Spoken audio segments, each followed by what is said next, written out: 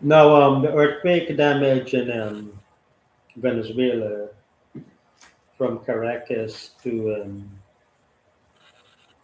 Yumari and further areas seems to be quite substantial with multi-story buildings caving in the rubble and burying people under it. So now, how would you know if there are people there or not? Not just from your estimates. I think what you should do is canvass the area, find everyone that is there, and write down their name. Ask them, do you know anyone that was here that is missing? How many people were with you? Which building were you in? Now that will point you to possible location of other survivors who may not be visible or detectable. See? And the buildings should have records. At least the person who is managing the building should know about how many people were in the building.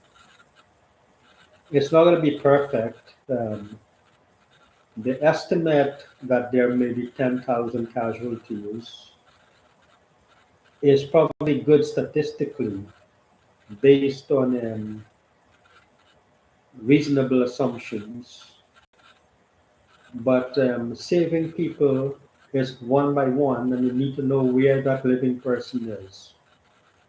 The statistics is not going to tell you where that person is. You know, and the idea is to maybe move people out of the area and make a temporary shelter somewhere else they have control. That is a meeting point. Then they go to relatives in other areas for support.